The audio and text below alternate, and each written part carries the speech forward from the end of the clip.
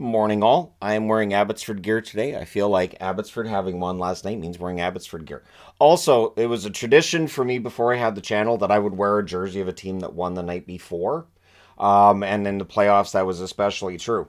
So last night, I did not go to the Abbotsford game. My wife did. She came home with a rally towel. She came home with a bunch of rally towels. There were people who left it behind, so she just grabbed a bunch. and and she got me a T-shirt while she was there too. So proudly Abbotsford.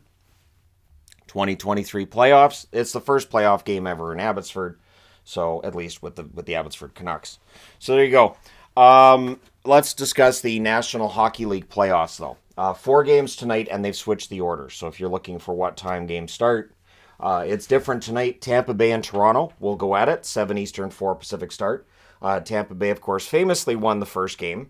Views on that video have been high. I expect it to be high in every game throughout this series. Chernak is out tonight for Tampa Bay. Hedman's a game time decision. Based on what it looked like at practice, I would say he probably plays, but you can never tell. This time of year, practices, they hide whatever they can to try to keep the other team off their toes, or, well, on their toes, I guess, or on their heels. At any rate, Bunting is out for the next 3 games for Toronto. I didn't do a video specifically on that. I'm very surprised at how quiet the Department of Player Safety has been so far today. Nothing. Nothing. And there was all the mess in 2 of the 3 games. And of course, Islander and Kane fans are both angry about last night's result and the things that were or weren't called. So here we are. Vasilevsky in game 1 for Tampa Bay at a .903 save percentage. Samsonov's struggles in the playoffs continue. So he had those last year in Washington. Early in this series for Toronto, happening as well. 793 save percentage for him in game 1, and Wall an 800 save percentage. You kind of have to stay with Samsonov. Wall, you don't want to be throwing a rookie into that situation. Against a Tampa Bay Lightning team that scored 7 in game 1, yeah, you don't want to put him in that situation. I don't think it would go well. So you have to hope that Samsonov has a bounce back game. We'll see if that happens. 7:30 Eastern, 4:30 Pacific, the New York Rangers and the New Jersey Devils continue their series. The Rangers with the 1-0 lead. So it's all road teams that won games 1. We'll see if the games 2 or game 2s also turn out that way. For the Rangers, Shesterkin was a big part of the reason. 964 save percentage. He's fantastic. Interestingly enough, Vanacek had an 818 save percentage in game 1. So Vanacek and Samsonov both had rough save percentages in the first games. And they were both jettisoned by the Washington Capitals after the early exit from the playoffs last year. And I think that was part of the reason why. They wanted a playoff goaltender, so they went out and got Darcy Kemper. Oddly enough, Washington not in the playoffs, but Samsonov and Vanacek both are. So here we are. But it'll be interesting to see how those 2 early games go and whether or not the home teams can bounce back. In Toronto's case, they have to. They really have to. If not, you're going to Tampa Bay down 2-0. New Jersey's case, it's less urgent with New Jersey, and I don't mean it because there's no pressure, but in New Jersey's case, this is a young core that is, going through their first playoff experience as that young core. In Toronto's case, this is the 7th year in a row. So if they lose again, we're going to have some discussions. 9:30 Eastern, 6:30 Pacific start between Seattle and the Colorado Avalanche. So in this game tonight, Seattle can make history. They are looking to become the 7th team in NHL history to go up 2-0 in their first National Hockey League playoff series. They would also be the first to do it on the road if they do.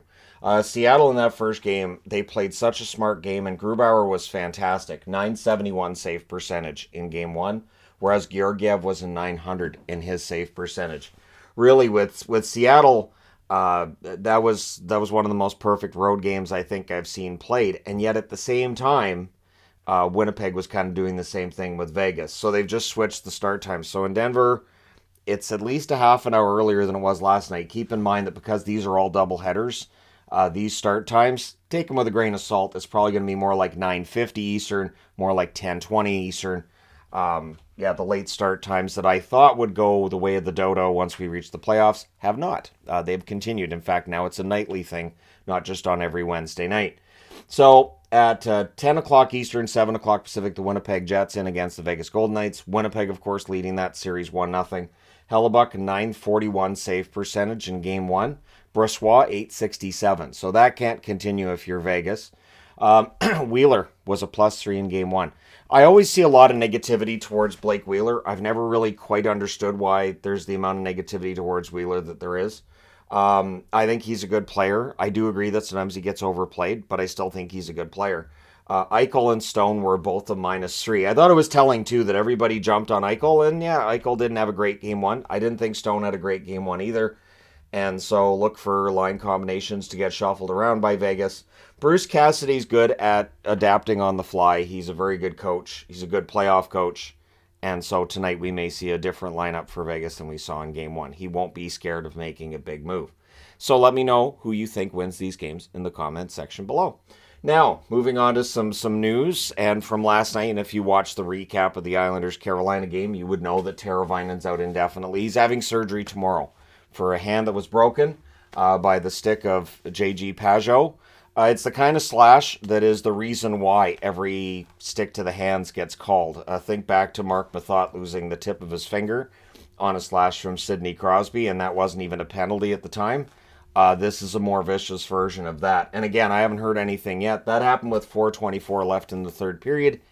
And so, yeah, nothing yet from Department of Player Safety. It doesn't mean we won't hear from them, but nothing as of yet, and nothing about any of the other stuff either. So before anybody else jumps in, can't believe you're just talking about that. Okay, there's a lot of other stuff that happened in these games, absolutely.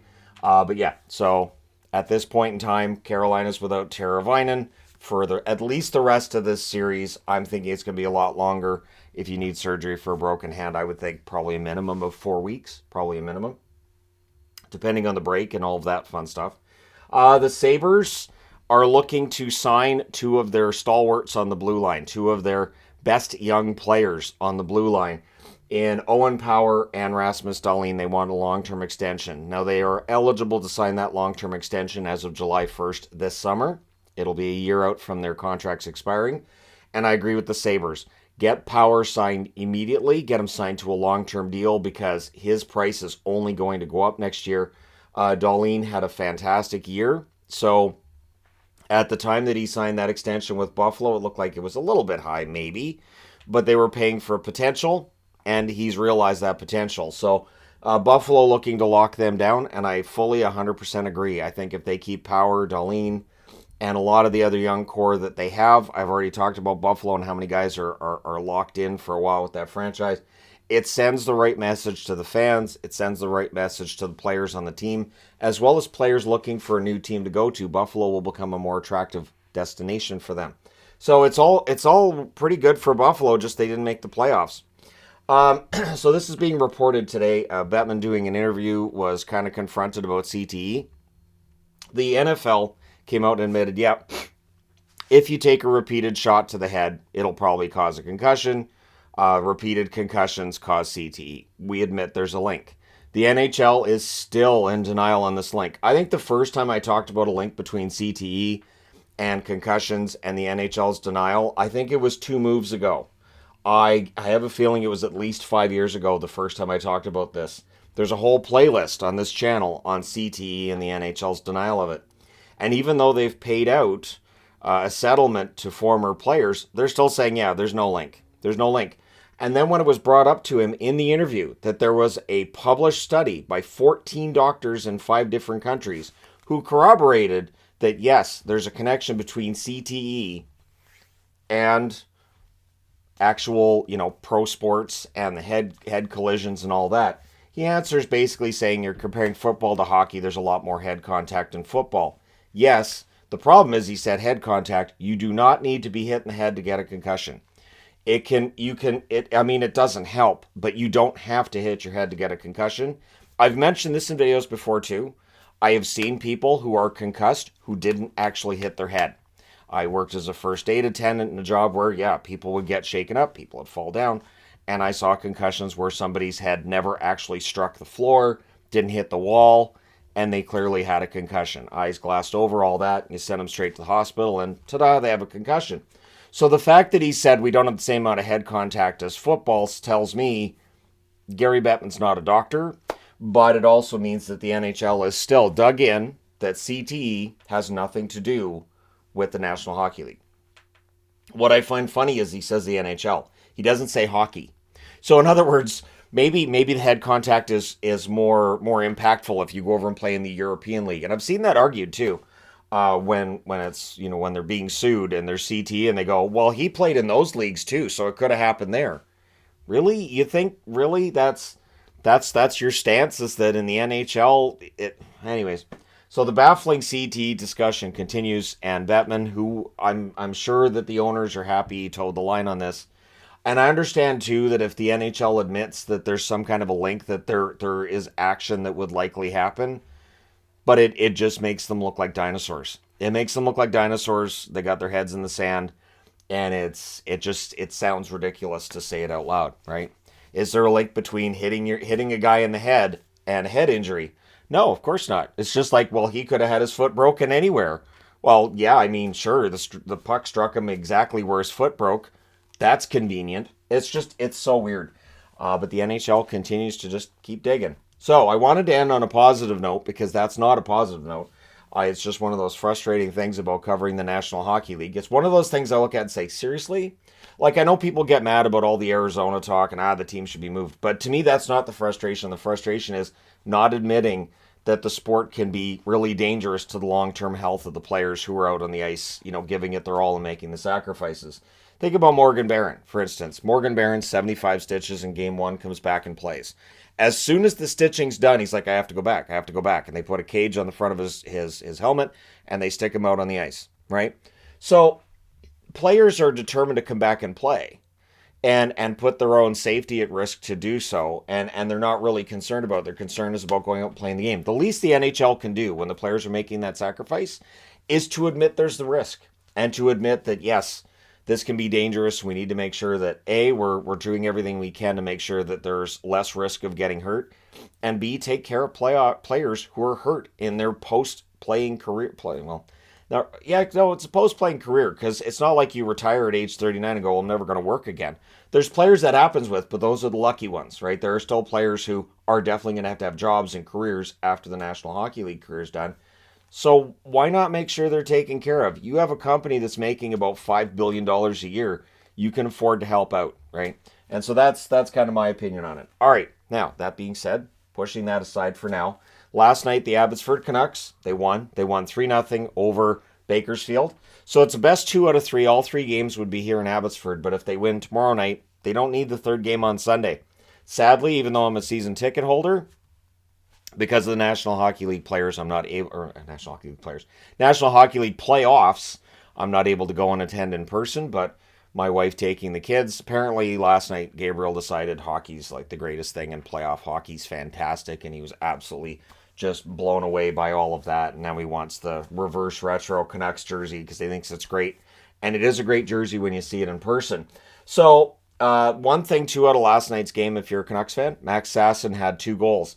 Sasson, I wasn't that impressed with the 2 games that I watched last week. He's still clearly finding his way in pro hockey, but those 2 goals last night bode well. And Ratu was one, too, that you can see he's got things to work on. As excited as Canuck fans are about him being in our system, there are definitely some things he has to work on. I would think he needs another year in the AHL next year. I'd be very surprised if he ends up in Vancouver. But Höglander was their best player last night, too, so that's good news. Höglander's had an up and down season, but yeah, overall, a really solid game. They win 3-0, and if they win on Friday, Abbotsford wins their first series. At any rate, let me know your thoughts in the comments section below. As always, don't forget to hit like and subscribe if you're browsing your way through, you just happened upon this video. Thank you guys so much for watching, for all your support. I will talk to you again soon.